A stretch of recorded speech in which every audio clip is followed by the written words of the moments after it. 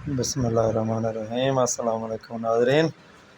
तुसीं वेख रहे जे रोशन पॉइंट तो मैं हाँ तुहाडा मेज़बान ज़फ़र नदीम ते ज़िक्रिया मार्की च जनाब भाई मुश्ताक हैदर माडा साहब के भतीजे की शादी के प्रोग्राम में शामिल मलिक शुएब जुज, एजाज जैजी, सर रमज़ान अतीक साहब,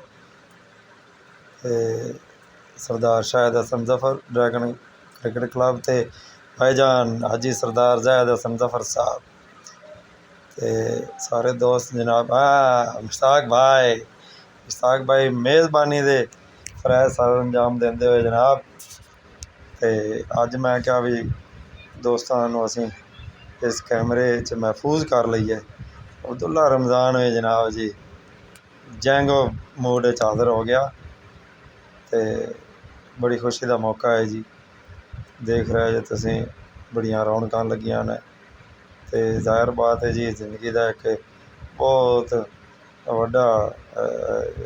वड्डी अचीवमेंट है शादी का होना भी ते बड़ियां खुशियां ने लोगों के चेहरों पर भी तुहानूं नज़र आ रही हैं। खाने का प्रोग्राम मुकम्मल हो चुका तकरीबन ते असीं भी तो वीडियो खाना खाने तो बाद शुरू की थी भाई पहले पेट पूजा फिर कम दूजा। तो हालांकि जहाज़ मैनू आंदा रहा उस्ताद जी बना लो वीलॉग, और मैं क्या यार वीलॉग भी बनते ही रहने ने, सजना की शादी है इन्हें इंजॉय करिए।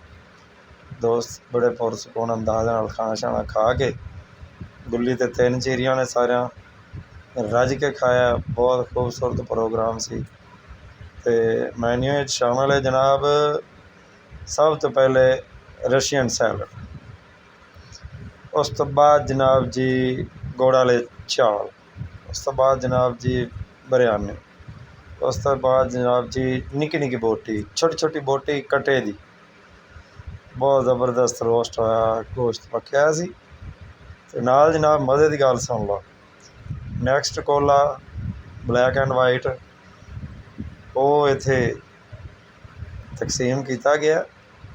कोक तो बकायदा झगड़ा होया और बड़ी खुशाइंद बात है कि कोक इत्थे नहीं लियांदी गई कि ये फलस्तीन नाल इज़हारे यकजहती करन वास्ते बकायदा कोक स्प्राइट वगैरह ते पाबंदी लगाई गई है इस इवेंट दे विच। और